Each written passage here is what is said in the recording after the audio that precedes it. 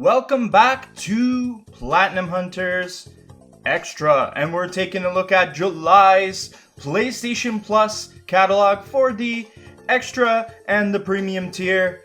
We got ourselves a nice group of games here. Not quite as many as the last drop of June, but then again, they were celebrating the 1-year anniversary of it, so I kind of expected there'd be more games in that month than what dropped in this month. But that doesn't mean we can't find anything that is incredible to play, especially when you take a look at this picture here. You got a few really good games dropping into the service, and if you're at that extra tier or even at the premium tier, you got some really good games ahead of you. And we're going to check out their trophies, check out the trophy guides for some of them, and see which ones are the best to go after this month if you're a trophy hunter. And we'll start by taking a look at what's in this month's drop, and this handy infographic provided by Nobel from Twitter helps us out here. We got It Takes Two, which is an incredible game. We're going to talk about that one for sure. We got Sniper Elite 5, SnowRunner, World War Z, The Ascent, Undertale, Spongebob SquarePants, Battle for Bikini Bottom, another one we have covered on the show, Melty Blood Type Lumina, Dismantle, Circus Electrique, Dynasty Warriors 9, Samurai Warriors 5, My Little Pony, A Maritime Bay Adventure, Fast and Furious, Spy Racers Rise of Shifter, and Monster Jam Steel Titans. Again, not as many as last month, but still a pretty good, solid drop of games. And that's only the extra tier. When you go over to the premium tier, let's go.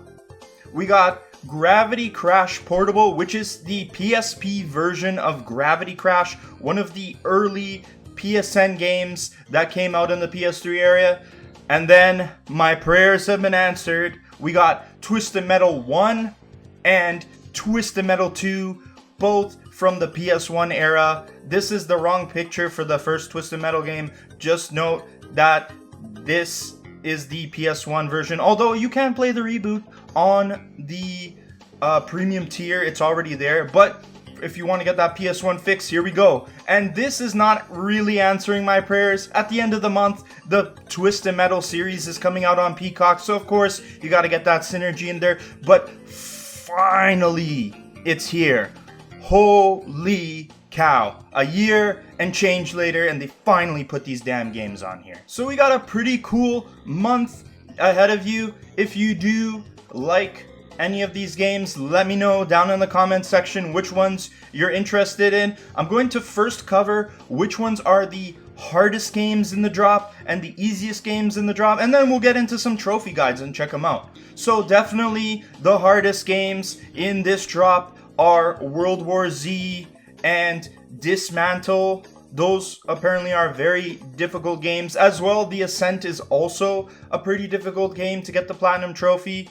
But I think World War Z definitely takes the cake for this one, because World War Z is pretty difficult and pretty grindy. This is like a Left 4 Dead kind of game with special infected. If you love Left 4 Dead, this one is definitely one to check out. And it's more so in line with Left 4 Dead than when they came out with Back 4 Blood, which had the whole card system and like kind of like boss infected. This one definitely strays closer to the Left 4 Dead core game rather than Back 4 Blood, even though Back 4 Blood was made by the original studio that made it. Go figure. And when it comes to the easiest games in the drop, we got My Little Pony, A Maritime Bay Adventure, and Fast and Furious Spy Racer Rise of Shifter. These games are 2 out of 10s. They take like 3 hours to complete, not long at all. And of course you got Undertale. Now Undertale in itself is not like a super easy game, but the way the trophies work out, you pretty much have to complete it and you get the platinum. There's not really a whole lot of variation in its trophies, so it is one of the easier ones to get the platinum trophy, although I do think that Undertale is a more complex and difficult game than both My Little Pony and this Fast and Furious game are. So But that's one of the 2 out of 10s, one of the easier plats if you want to go for something a lot easier. And plus, Undertale, I hear, is a great game. Go Toby Fox. I really like that guy and developer. And if you want to get into the series, which there's Deltarune, chapters I think 1 and 2 are out. Undertale is the place to start if you want to get into that series. Alright, let's get into it. Let's start with the big one for this month, of course. It Takes Two. This game was already pretty accessible, but now it's even more accessible if you have PS Plus Extra to get this game. Now, we have created a trophy guide for this already. It is on the channel. It is in the description below if you want to get the full experience of how to get the Platinum Trophy. But we're going to take a look at this anyways, so I can let you know what you need to look out for ahead of time. And then if you want more details, go right into that guide and check it out.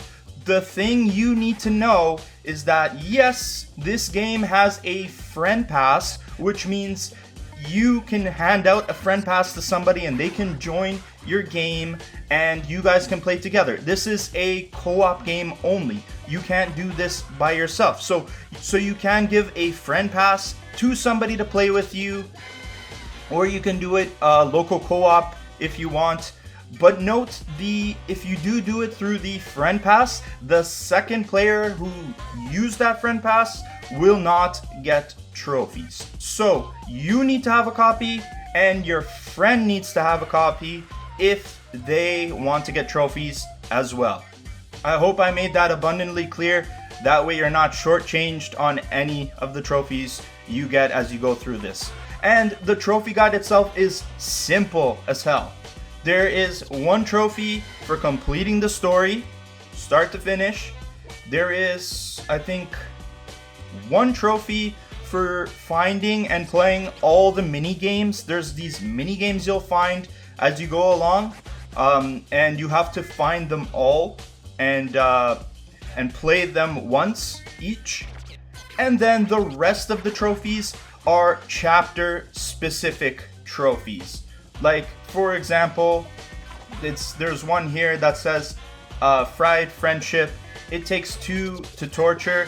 This is in the second chapter where you find this tank that you can maim your friend with like lightning bolts or certain things dropped on their head. It's a little Easter egg, essentially. And the majority of the trophies in this are Easter egg trophies. They're all inside of each chapter. There's at least one of them. So you're going to need a guide for that. And I tell you in my guide exactly how to get each and every one of them. So I think it's best to leave it here. Just check out the guide if you need help. And we'll go to our next one. Sniper Elite 5. A very, very popular series. Although I haven't played it myself. But a lot of people love this series. It's on its 5th iteration. It's all about being a sniper and getting the kills and going through the levels, completing objectives. You get you kill someone in a certain way, you get a certain reward for it. And it reminds me a lot of Hitman, as you can approach different situations in different ways. And it always sounded to me like a cool series because I do like sniping. I'm just shit at it. I'm not gonna lie to you. So with this one, you got a 5 out of 10. You got 2 playthroughs and 35 hours. That's not so bad. So if you want something more moderately difficult, I think this one is cool to check out. And it says here, Stage 1, welcome to Sniper Elite 5. So really there's like a lot of trophies here to get your feet wet, so to speak. You got Liberté, complete the campaign. No Stone Unturned. Complete 16 optional objectives. Burn it after reading. Collect 39 classified documents. Souvenir Hunter. Collect 24 hidden items. So it looks like you're just the best thing you can do. Go into it, complete the campaign, get the collectibles, do the optional objectives as well. And then there's going to be trophies you'll collect as you go. A couple of environment trophies, like it says here. It's right here. It'll buff right out. Destroy Muller's shiny new car. So there's a couple of trophies for doing certain things in the levels themselves. And then it says here, Stage 2, complete campaign on authentic difficulty. I'm guessing that's the hardest difficulty, and that's where your second playthrough comes from. Stage 3, master all weapons. So there's medals that you can get for using certain weapons. Like here it says, obtain 6 pistol-related mastery medals. I assume they're kind of milestone related. And then there are straight-up milestone trophies here.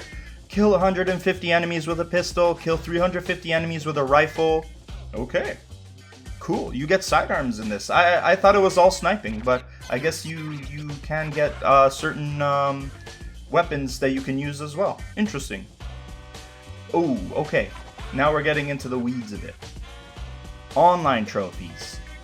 Okay, so it appears there are survival missions and PvP. It doesn't look like you have to spend a whole lot of time here, as it says win 1 Axis invasion as an invader, defeat an invading sniper Jaeger, play 1 team-based PvP match, and complete 3 survival missions. That's not a whole lot of online play, so that's good. That gets a plus from me. You don't have to spend a ton of time in it. Then, grinding. Okay, so there is stuff to grind out some trophies. The long game, kill distance of 100,000 meters total. So yeah, that sounds like a grind.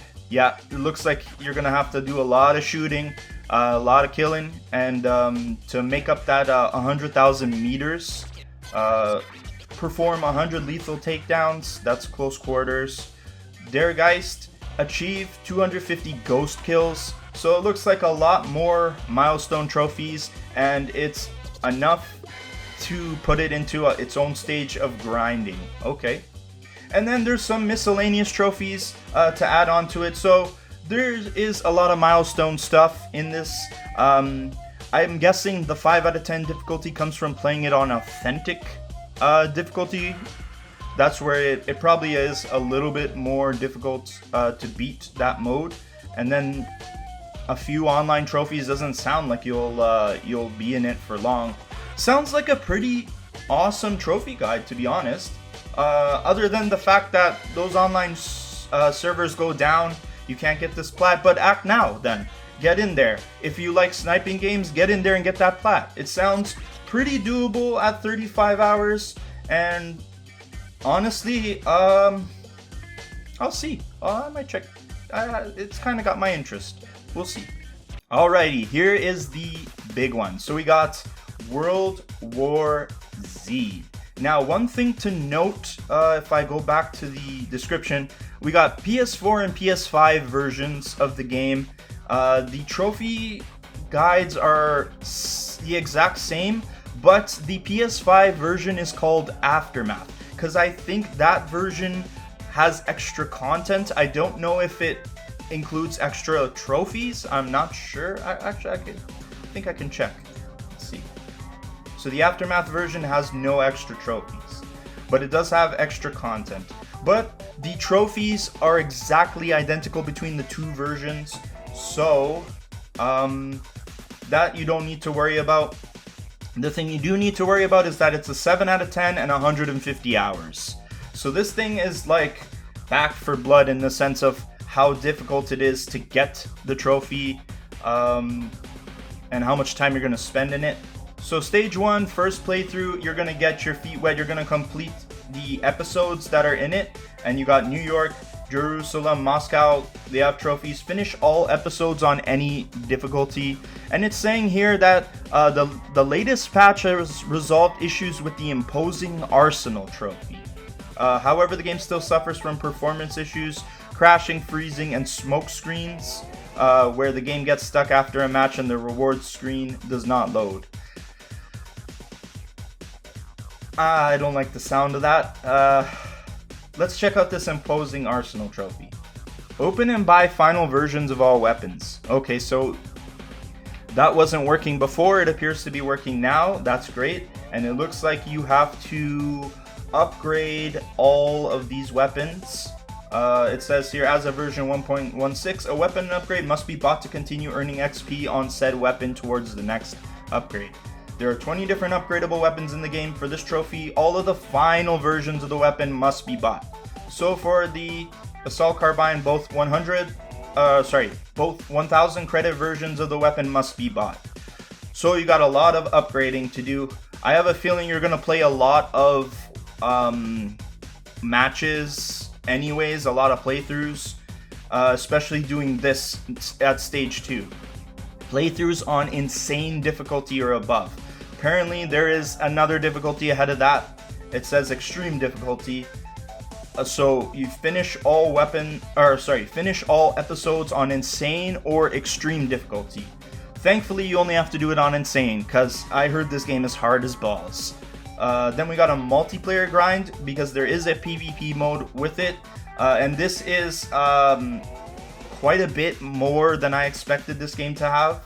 It says finish 25 PvP matches in any mode, finish PvP match with the highest score in any mode, gather 200 resources during single match in scavenge raid mode, and then we have capture the point and hold it until the end of the match in swarm domination mode. So it sounds like you're going to be spending quite a bit of time doing PvP, and it says here you'll want to level up all of the 10 multiplayer classes to level 13 while achieving a couple mode specific trophies. Okay, that's quite a bit of PvP. And then down here there's a ton of miscellaneous trophies to complete, and apparently some of them are a grind. Okay, so finish 100 games in PvE mode. Okay, there's certain objective based stuff. Defuse 10 mines, rescue 30 incapacitated teammates, build 100 defenses, burn 10 zombies with 1 gas puddle. That's more of like a environment trophy where it has to happen all at once. Handyman, open and buy all perks in game. Imposing arsenal, open and buy final versions of all weapons. We talked about that one. So yeah, it's living up to this grand 150 hours number.